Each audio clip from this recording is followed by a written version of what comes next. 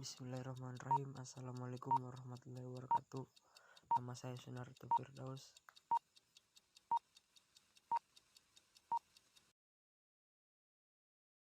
Kebijakan moneter mencapai tingkat pertumbuhan ekonomi yang tinggi secara berkelanjutan dengan tetap mempertahankan kestabilan harga. Untuk mencapai tujuan tersebut, Bank Sentral atau otoritas moneter berusaha mengatur keseimbangan antara persediaan uang dengan persediaan barang agar inflasi dapat terkendali, tercapai kesempatan kerja penuh dan kelancaran dalam pasokan distribusi barang. Jenis-jenis kebijakan moneter. Kebijakan moneter dibagi menjadi dua, yaitu ekspansif. Ini disebut juga dengan kebijakan uang longgar. Kebijakan tersebut dilakukan melalui bank sentral yang bertujuan untuk menambah jumlah uang yang beredar di masyarakat ketika negara mengalami resesi atau depresi. Beberapa cara memperlakukan kebijakan ini dapat dengan menurunkan suku bunga, membeli surat-surat berharga, menurunkan cadangan kas, dan mempermudah pemberian kredit. Yang kedua, kontraktif. Ini disebut juga sebagai kebijakan uang ketat, yakni kebijakan melalui bank sentral untuk mengurangi peredaran jumlah uang ketika negara mengalami inflasi. Beberapa tindakan terkait kebijakan ini adalah dengan menaikkan suku bunga, menaikkan cadangan kas, menjual sertifikat bank Indonesia, dan memperketat syarat pemberian kredit. Tujuan kebijakan moneter. Tujuan kebijakan moneter ada 8.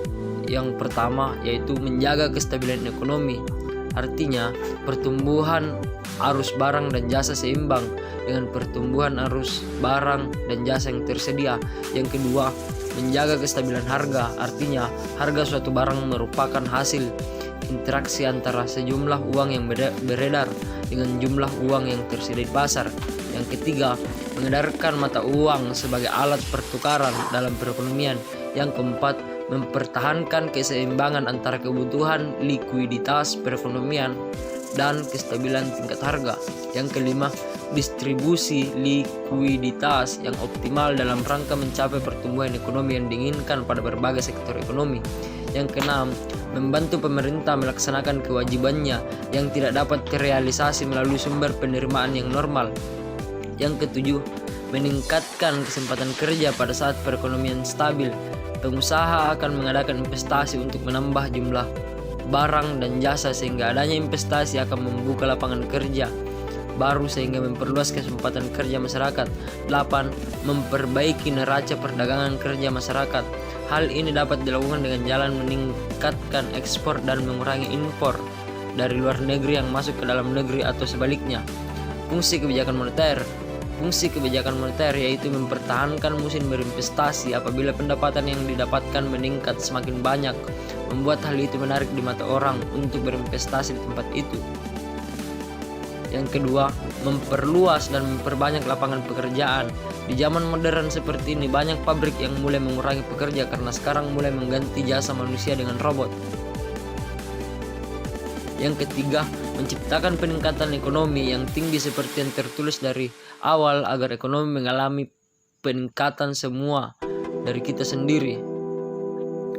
Yang keempat, memperbaiki dan menjaga kondisi neraca tetap stabil. Indonesia juga pernah mengalami lumpuhnya keuangan terjadi pada tahun 1997 dan puncaknya pada tahun 1998. Yang kelima, menjaga kestabilan nilai kurs mata uang. Faktor yang paling mempengaruhi kurs mata uang adalah kondisi dari luar negeri. Yang keenam, menjaga kestabilan harga barang dan jasa pemerintah terutama Bank Indonesia memiliki kewajiban untuk menjaga kestabilan harga agar tidak anjlok. 7. Menurunkan inflasi. Menurut Bank Indonesia, harga akan cenderung naik secara terus-menerus saat terjadinya inflasi. Penyebab terjadinya kebijakan moneter.